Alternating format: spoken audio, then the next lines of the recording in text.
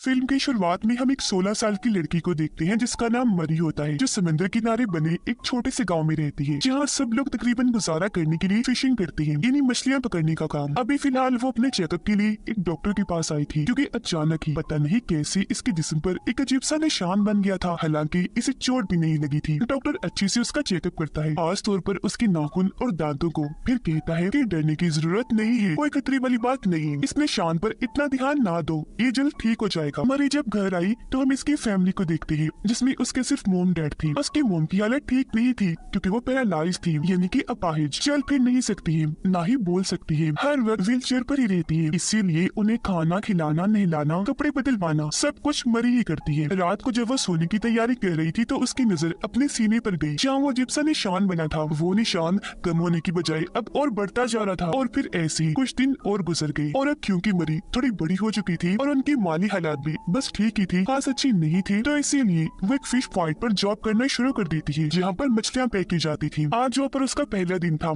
जहाँ काम उसे फिश पॉइंट का मैनेजर सिखा रहा था। एक बुरा वर्कर जिसे कोई भी अच्छा नहीं समझता था, वो दूर से खड़ा होकर मरी को बड़ी अजीब नजरों से घूरता जा रहा था। यहाँ मरी की नजर एक डिलीवरी बॉय पर गई, जो मछलियाँ हर घर में देने का काम करता था, जिसका नाम डैनियल था। वो भी मरी को देख रहा था। दोनों एक दूसरे को पहले ही नजर में पसंद आ गई थी। अब जब डैनियल मछलियाँ उठाकर जा रहा था तो उस बुरे वर्कर की वजह से वो नीचे गिर गया, जिससे उसकी सारी मछलियाँ भी नीचे गिर जाती है। ये देखकर मरी जल्दी से उसकी मदद करने आई, और इस तरह उन दोनों की बात शुरू हो गई। इसके बाद मरी जब खराब मछलियाँ बाहर फेंकने गई तो वो बुरा वर्कर उससे मछलियों वाले कचरे में फेंक देता है, जो पूरी तरह खराब सड़ी मछलियों और पानी से भरा हुआ था। खैर थोड़ी ही देर में मरी वहाँ से बाहर आ गई, जहाँ बाकी वर्कर भी खड़े हुए थे, लेकिन वो हैरान होने की बजाय ऐसे खड़े थे जैसे कोई नॉर्मल चीज हुई हो, और तोड़ फिर तालियां बजाने लगते हैं, ये कहते हुए कि काम पर पहले दिन सबका वेलकम ऐसे किया जाता है। काम खत्म करने के बाद जब वो घर आई तो देखती है कि आज भी हमारे घर डॉक्टर आए हुए हैं, जो उसकी मॉम को लेकर बड़ी सीरियस बात कर रही थी, और अपने साथ एक फाइल भी लाई होती है, जो अभी उन्होंने हाथ में पकड़ी हुई थी। लेकिन जैसे मरी अंदर आई, वो फाइल को अपने बॉक्स में बंद कर लेती है, जैसे वो ये सब कुछ मरी से छुपाना चाहती है। मरी अपने डैड से पूछती है कि क्या हुआ, सब खैरियत है, मॉम ठीक तो है, आज क्यों आई है डॉक्टर। इस पर उसकी डैड कहती है, वो दरअसल बेटा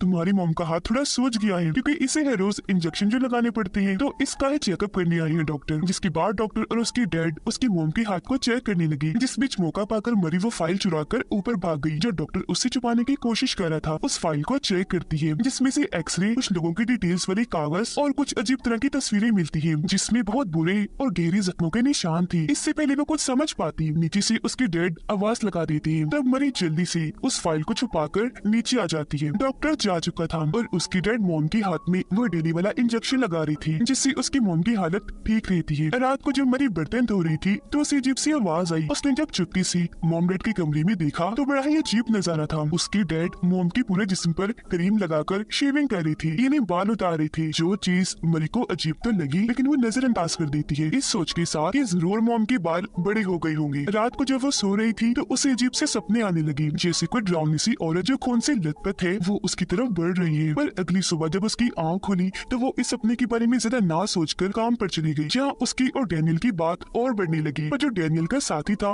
वो थोड़ा अजीब था। वो मरी को कहता है कि उसे ज्यादा फ्री होने की कोशिश मत करो। उसकी बात को अनसुनी करके मरी खाना खाने चली गई, जहाँ भी वो बुरा वर्कर उसे तंग करने से बाज नहीं आता। वो मरी के बारे में उल्टी सीधी बातें कर रहा होता है, जिन्हें वो मुसलसल नजरअंदाज कर रही थी। लेकिन जब उस वर्कर ने उसकी मॉम के खिलाफ गलत बात की तो मरी से बर्दाश्त नहीं हुई, उसे गुस्सा आ गया। इसीलिए वो ग्लास उठाकर उसके मुंह की तरफ फेंक कर मारती है। वो बुरा वर्कर पीछे हट गया, जिससे ग्लास उसके चेहरे पर लगने से बाल बाल बचा। इससे वर्कर को भी गुस्सा आ गया। जाहिर है ऐसे उनकी दुश्मनी और बढ़ गई। लेकिन मरी के इस जवाब पर फिश पॉइंट का मैनेजर काफी खुश नजर आ रहा था। ये अच्छा हुआ, ऐसे इसे मुंह तोड़ जवाब मिलना चाहिए था। अब शाम को मरी जब घर जाने की तैयारी कर रही थी तो तभी वो बुरा वर्कर अपने दोस्त के साथ वहाँ आ गया, मरी से बदला लेने के लिए, क्योंकि इस वक्त वो वहाँ अकेली थी। वो दोनों इसे पकड़ लेते हैं और बेचारी के साथ अजीब सा बर्ताव करने लगे। जबरदस्ती जब उसके साथ छेड़छाड़ कर रही थी तो हम मरी के जिस्म में अजीब सा बदलाव साफ साफ देख पाते हैं, जैसे कि उसकी वेल्स ऊपर उभरना शुरू हो गई थी। फिर नीचे बिठाकर उसका मजाक बनाने के लिए बुरा वर्कर जबरदस्ती उसे कच्ची मछली खिलाने की कोशिश करने लगा, जिससे उस बेचारी को बहुत बुरा लगा।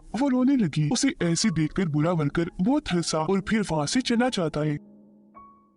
घर आकर भी वो दुखी नजर आ रही थी क्योंकि जो आज उसके साथ हुआ उस बारे में ही सोच रही थी। लेकिन जब उसने शीशे में खुद को देखा उसके जहन से एकदम ये सोच निकल गई क्योंकि सीने पर जहाँ निशान था वहाँ अब बाल उग गई थी। उसे फिक्र होने लगी क्योंकि जाहिर है ये नॉर्मल चीज तो बिल्कुल भी नहीं थी। उसे गुस्सा आने लगता है जिस वजह से वो बाथरूम में बेकाबू हो जाती है, अजीब तरह से इधर उधर खुद को मारने लगी। अब उसके इतना गुस्सा करने पर दोबारा से उसका जिस्म बदलने लगा, जैसे उसकी हड्डियां उभर कर ऊपर आ रही हूँ, अपनी शेप और जगह बदल रही हूँ। लेकिन तभी बाहर उसे अपने डैड की आवाज सुनाई दी, इसलिए वो खुद पर जैसे तैसे काबू पा लेती है। अगले दिन जब वो अपनी मोम को बाहर सैर करवाने लेकर गई तो तभी वहाँ डैनियल आ गया जो मरी की मोम से हाथ मिलाता है। लेकिन उसकी मोम उसका हाथ ही पकड़ लेती है, छोड़ने का नाम ही नहीं लेती। पर वो बड़ी मुश्किल से अपना हाथ वापस ले ही लेता है। घर आने के बाद वो रोजाना की तरह अपनी मोम को खाना खिलाने लगी, पर आज पहली बार वो ये काम ठीक से नहीं कर पा रही थी क्योंकि सारा खाना उसकी मोम के मुंह पर लग जाता है। वो ऐसा जानबूझ के कर रही थी क्योंकि रोज रोज ये करके वो तंग आ चुकी थी, उसे गुस्सा आ रहा था। तो आज वो अपनी मोम के साथ ही ये सलूक करने लगी। खाना वो अब खिलाने की बजाय उनके मुंह पर लगाती रहती है। उसके डैड को ये बुरा लगा तो मरी को वो ऐसे करने से रोकने लगी कि माँ है तुम्हारी, ये क्या फजूल हरकत है। पर यहाँ वो अपने डैड को ही बुरा भला बोलकर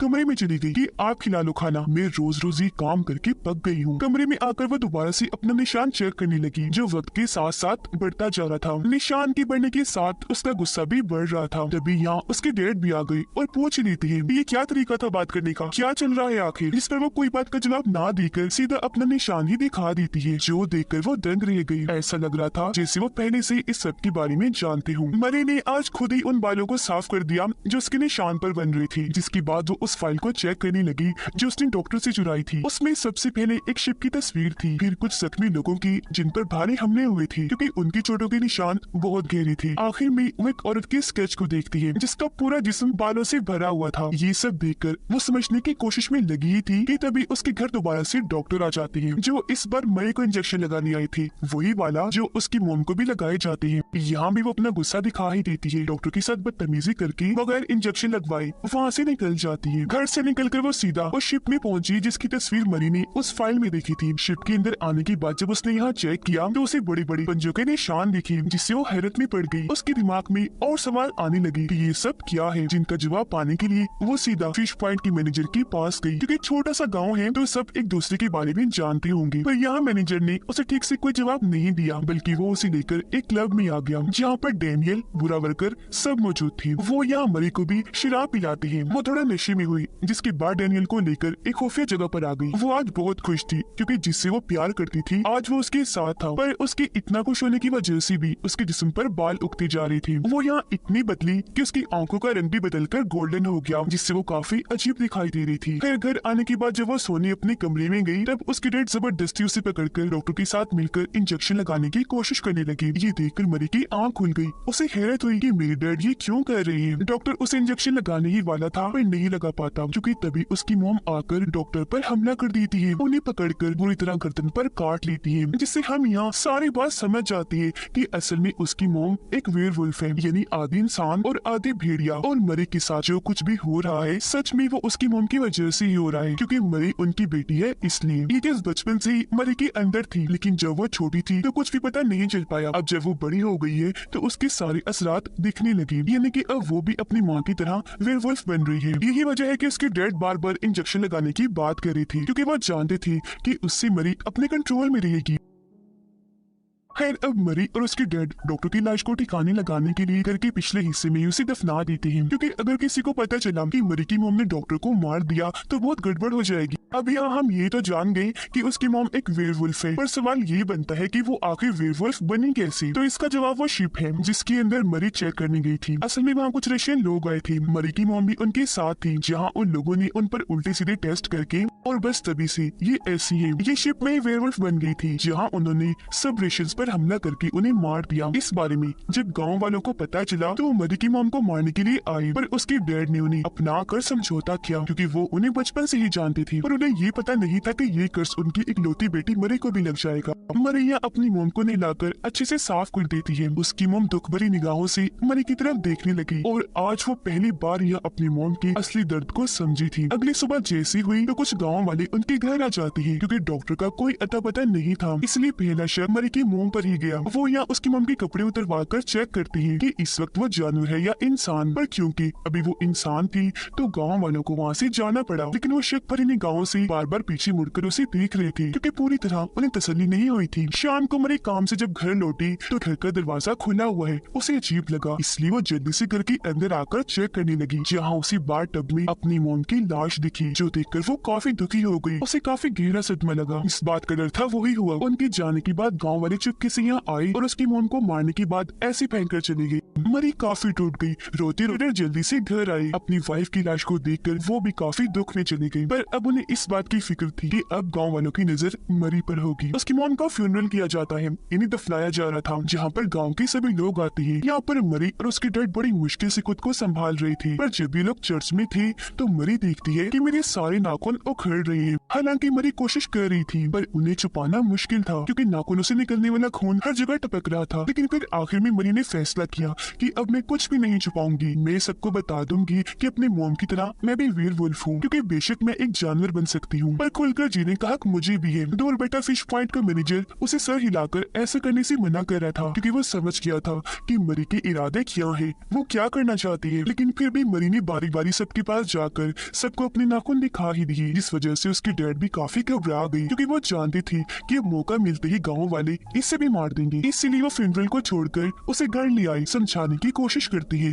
कि खुद पर काबू पाओ और अपनी पहचान को छुपा के रखो कि तुम भी आधे जानवर हो। पर मरी तो कुछ भी समझने को तैयार नहीं थी। उसे गुस्सा आ रहा था जो वो कांच के गिलास को चबा कर दिखा रही थी। ऐसा करने से उसके मुंह से खून आने लगा। अब यहाँ वो जितना ज्यादा गुस्सा करेगी उतनी ही जल्दी वो जानवर बनेगी, यानी वेयरवुल्फ। अगले दिन वो देखती है कि बाल मेरी माथे पर भी उग रहे हैं, जो उसके डैड ने भी देख लिए थे। इसीलिए वो उसे बाहर जाने से मना कर रही थी, पर वो कहाँ सुनने वाली थी। बाहर चली ही जाती है क्योंकि उसे आजादी चाहिए जो ये गाँव वाले उसे नहीं दे सकते। अब जब वो काम पर आई तो हर कोई उसके जिस्म पर उगने वाले बड़े बड़े बालों को साफ साफ देख पा रहा था। अब इस वक्त तो कोई भी उसे कुछ नहीं कहता, लेकिन शाम को जब वो घर जा रही थी तो गांव के बहुत सारे लोग उसके पीछे पड़ जाते हैं। वो भागी और अपनी जान बचाने के लिए मैनेजर के घर जाने की कोशिश करने लगी, पर उसने भी दरवाजा नहीं खोला। वो वहाँ से भाग जाती है और क्योंकि भागते भागते उसे काफी देर हो गई थी तो अब यहाँ वो काम लेती है अपने गुस्से से। वो आगे बढ़ी जहाँ पर एक लड़का बाइक पर बैठा हुआ था। तब मरी वेयरवुल्फ बनकर झपट कर आई और उस पर हमला कर देती है, फिर उसके गले पर काट कर उसे कच्चा ही खा जाती है। अब ये गाँव वाला और कोई नहीं बल्कि बुरा वर्कर था, जिससे वो समझ गई कि अब मुझे कोई भी नहीं छोड़ेगा, क्योंकि ये हरकत उसने सबके सामने की थी।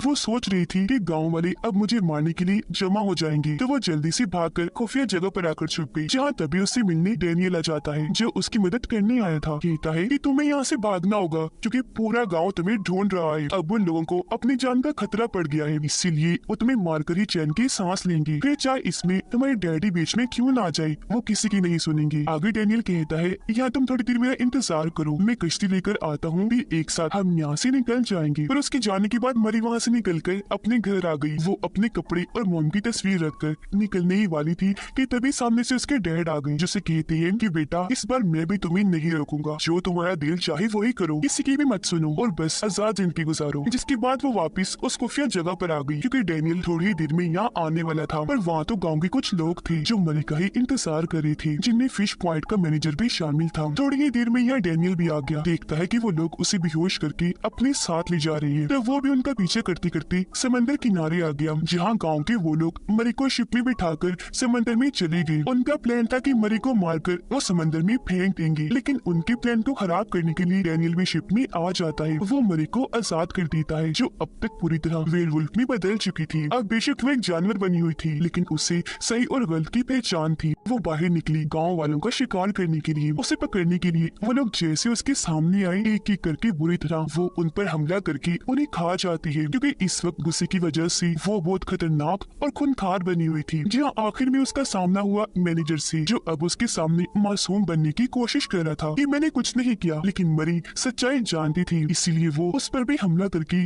उसे काट कर चीर देती है और यहाँ उसने सबको मार दिया। डेनियल उसे ऐसा पाकर उसके पास आने से डर रहा था, क्योंकि जब मरी ने पीछे मुड़ के देखा तो वो बहुत डरावनी लग रही थी, पर वो उसे कुछ नहीं कहती क्योंकि जानती थी कि डेनियल मेरे लिए खतरा नहीं है, बल्कि ये मुझसे प्यार करता है और जुल्म है इससे, जिससे हम यहाँ समझ पाए कि इसकी तरह इसकी मौत को भी अच्छे बुरे का फर्क था कि कौन मेरे लिए खतरा है और कौन नहीं। बेकसूर लोगों को कुछ नहीं कहना, लेकिन फिर भी इन जालिम इंसानों ने अपने बचाव और सिर्फ डर की बुनियाद पर उस बेचारी को हमेशा पैरालाइज करके रखा। अब ये सब मरे करना तो नहीं चाहती थी, पर अपने बचाव में उसे ऐसा करना पड़ा। उसे दुख था, इसीलिए वो रोने लगती है जब डैनियल उसे गले से लगाकर हौसला देता है और ये लोग उस शिप को लेकर आगे निकल गए एक नई दुनिया बसाने के लिए। और इसी के साथ इस फिल्म की कहानी इधर ही खत्म हो जाती है।